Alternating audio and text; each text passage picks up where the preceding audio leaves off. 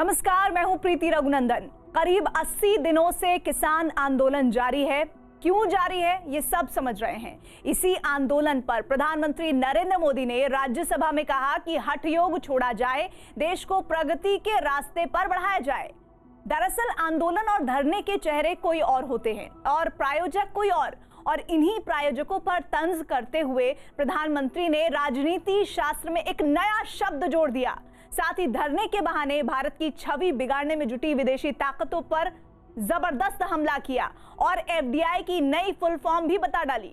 प्रधानमंत्री ने कहा कि देश में एक नई प्रजाति पैदा हुई है, वो है आंदोलन जीवी, और इसी प्रजाति ने एफडीआई यानी फॉरेन डिस्ट्रक्टिव आइडियोलॉजी का सहारा लेकर देश की छवि बिगाड़ने की कोशिश की है। धरने के बहाने अपने हित साधने वाले आंदोलन जीवियों पर मोदी का ये बड़ा आक्रमण इस रिपोर्ट में देखिए।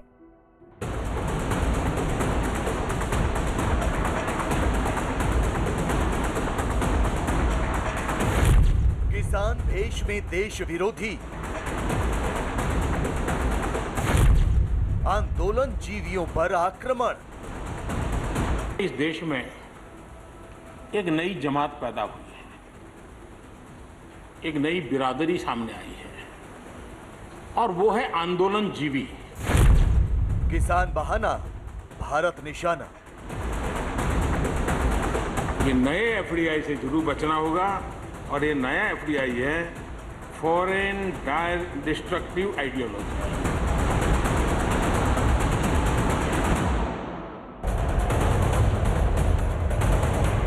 करीब 3 महीने से दिल्ली की सरहदों को घेरे बैठे किसान आंदोलन के कितने रूप देश देख चुका है। पहले धरने पर किसान बैठे, किसानों के भेष में अल्ट्रा लेफ्ट वाले भी अपना एजेंडा चलाने आ गए। इनके साथ साथ खालिस्तान समर्थकों की एंट्री भी धरने में हो गई और 26 जनवरी को उत्पातियों ने देश के मान पर कलंक लगाने की हरकत की। संसद में किसान आंदोलन पर चली लंबी बहस के बाद सोमवार को प्रधानमंत्री नरेंद्र मोदी राष्ट्रपति के अभिभाषण के धन्यवाद प्रस्ताव पर जवाब देने उठे तो धरने में छिपे एजेंडाधारियों के लिए नया शब्द गढ़ दिया। हम लोग कुछ शब्दों से बड़े परिचित हैं, श्रमजीवी, बुद्धिजीवी, ये सारे शब्दों से परिचित हैं। लेकिन मैं देख रहा हूं कि पिछले कुछ समय से इस देश में एक नई जमात पैदा हुई है, एक नई बिरादरी सामने आई है और वो है आंदोलन जीवी। ये जमात आप देखोगे, वकीलों का आंदोलन है वो ना वहां नजर आएंगे, स्टूडेंट का आंदोलन है वो वहां नजर आएंगे, मजदूर का आंदोलन है वो वहां नजर आएंगे, कभी पर्दे के पीछे कभी पर्दे के आगे। एक पूरी टोली है जी जो आंदोलन जीवी है। वो आंदोलन के बिना जी नहीं सकते हैं और आंदोलन से जीने के लिए रास्ते खोजते रहते हैं। हमें ऐसे लोगों को पहचानना होगा कि वो जो सब जगह पे पहुंच करके और बड़ा आइडियोलॉजिकल स्टैंड दे देते हैं, गुमराह कर देते हैं, नए नए तरीके बता देते हैं। देश आंदोलन जीवी लोगों से बचे, इसके लिए हम सबको, और ये उनकी ताकत है। उनका क्या है, खुद खड़ा नहीं कर सकते चीजें, किसी की चल रही तो जाके बैठ जाते हैं, वो अपना जो जितने दिन चले चल जाता है उनका। ऐसे लोगों को पहचानने की बहुत आवश्यकता है। ये सारे आंदोलन जीवी परजीवी होते हैं।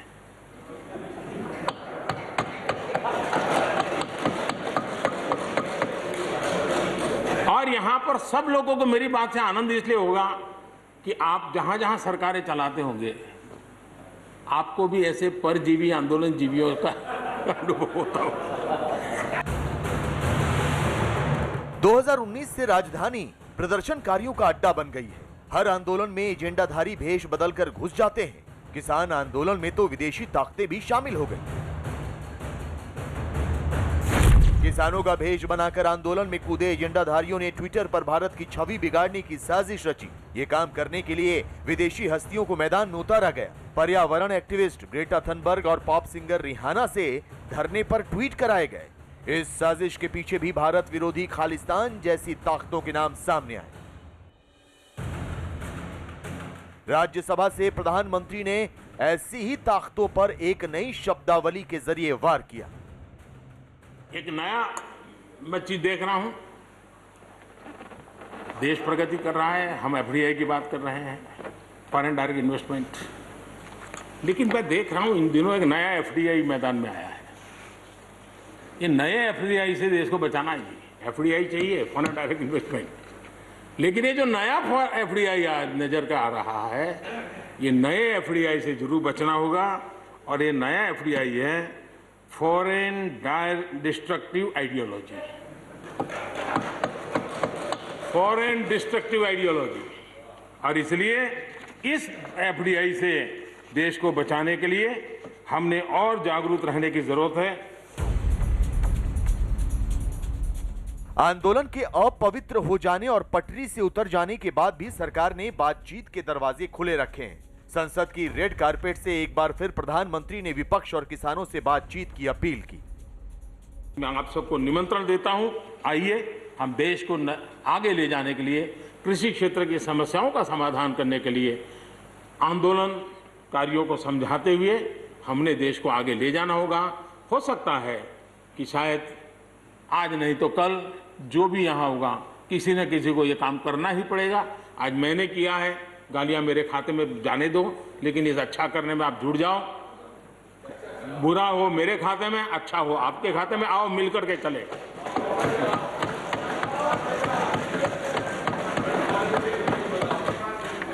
और मैं लगातार, हमारे कृषि मंत्री जी लगातार किसानों से बातचीत कर रहे हैं, लगातार मीटिंगें हो रही हैं और अभी तक कोई तनाव पैदा नहीं हुआ है। एक दूसरे की बात को समझने का, समझाने का प्रयास चल रहा है। और हम लगातार आंदोलन से जुड़े लोगों से प्रार्थना करते हैं कि आप आंदोलन करना आपका हक है, लेकिन इस प्रकार से बुजुर्ग लोग वहाँ बैठे ये ठीक नहीं है। आप उनको सबको ले जाइए, आप आंदोलन को खत्म कीजिए। आगे बढ़ने के लिए मिल बैठ करके चर्चा करेंगे, रास्ता खुले है। ये सब हमने कहा है। मैं आज भी इस सदन से माध्यम से भी निमंत्रण देता हूं।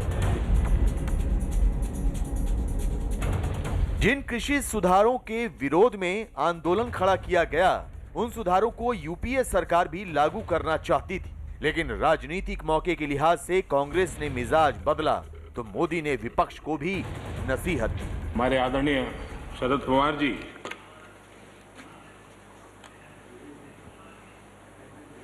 और कांग्रेस के भी हर किसी ने, हर सरकार ने कृषि सुधारों की वकालत की है। कोई पीछे नहीं है, क्योंकि हर एक को लगता है कर पाए नहीं कर पाए अलग बात है, लेकिन ये होना चाहिए। ये बात हर एक की निकली हुई है और आज नहीं, जब भी जो जहां थे सबने की हुई है।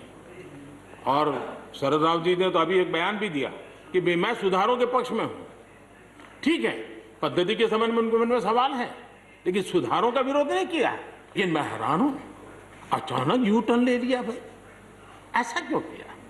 ठीक है, आप आंदोलन के मुद्दों को लेकर के इस सरकार को घेर लेते हैं, लेकिन साथ साथ किसानों को भी कहते हैं कि भाई बदलाव बहुत जरूरी है, बहुत साल हो गए, अब नई चीजों को लेना पड़ेगा, तो देश आगे बढ़ता है।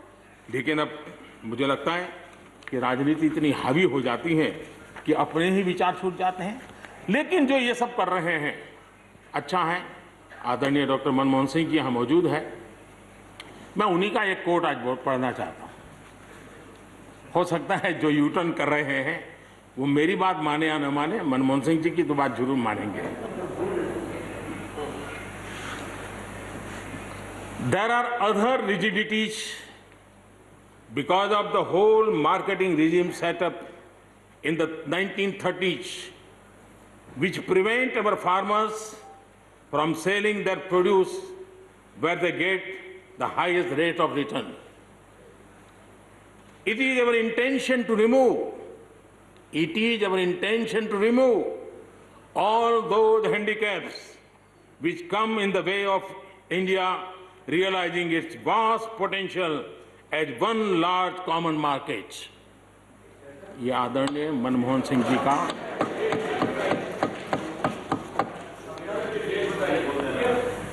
आदरणीय मनमोहन सिंह जी ने किसान को उपज बेचने की आजादी दिलाने, भारत को एक कृषि बाजार दिलाने के संबंध में अपना इरादा व्यक्त किया था और वो काम हम कर रहे हैं। और मुझे आप लोगों को गर्व होना चाहिए कि देखिए, मनमोहन सिंह जी ने कहा था वो मोदी को करना पड़ रहा है, गर्व कीजिए। प्रधानमंत्री ने संसद में विपक्ष को घेरते हुए कड़े तंज भी किए। कांग्रेस के हमारे बाजवा साहब भी काफी अच्छा बता रहे थे इस बार, और इतना लंबा खींच करके बता रहे थे तो मुझे लग रहा था बस आप थोड़ी देर में ये इमरजेंसी तक पहुंच जाएंगे। मुझे लग रहा था थोड़ी देर में एक कदम बार बाकी है, वो 84 तक पहुंच जाएंगे, लेकिन वो वहां नहीं गए।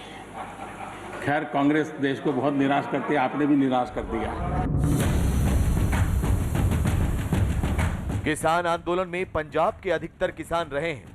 राज्यसभा से कृषि मंत्री भी कह चुके हैं कि पंजाब सरकार के बनाए कानून में किसान को सजा का प्रावधान था, लेकिन केंद्र के कानून में किसान को अधिकार दिए जाने के बाद भी कांग्रेस राजनीतिक हित के लिए ही धरने की आग को भड़का रही है। प्रधानमंत्री मोदी ने भी आगाह किया कि किसान के नाम पर पंजाब जैसे संवेदनशील राज्य में अशांति पैदा करने की कोशिश हो रही है। कुछ लोग हमारे खास करके पंजाब के, खास करके सिख भाइयों के दिमाग में गलत चीजें भरने में लगे हैं। ये देश हर सिख के लिए गर्व करता है। देश के लिए क्या कुछ नहीं किया इन्होंने, उनका जितना हम आदर करें उतना कम है। गुरुओं की महान परंपरा को, और मेरा भाग्य रहा है मुझे पंजाब की रोटी खाने का अवसर मिला है। मैं जिंदगी में बहुत महत्वपूर्ण वर्ष पंजाब में बिताए हैं, इसलिए मुझे मालूम है। और इसलिए जो भाषा उनके लिए कुछ लोग बोलते हैं, उनको गुमराह करने के जो लोग प्रयास करते हैं, इससे कभी देश का भला नहीं होगा। और इसलिए हमें इन दिशा में चिंता करने की आवश्यकता है। सरकार बार बार बातचीत की अपील कर रही है। अब प्रधानमंत्री ने बातचीत का मंच खोल दिया है। देखना होगा कि भ्रमबाजों के जाल में फंसे किसान अब बातचीत की मेज पर कब आते हैं। और फिलहाल वक्त है एक ब्रेक का, लेकिन ब्रेक के बाद आपको दिखाएंगे उत्तराखंड में ग्लेशियर टूटने के बाद आए सैलाब ने 2 सुरंगों को मलबों में दफन कर दिया। उन्हीं सुरंग में कैद दर्जनों लोगों को बचाने का महा मिशन ऑपरेशन जिंदगी, एक ब्रेक के बाद।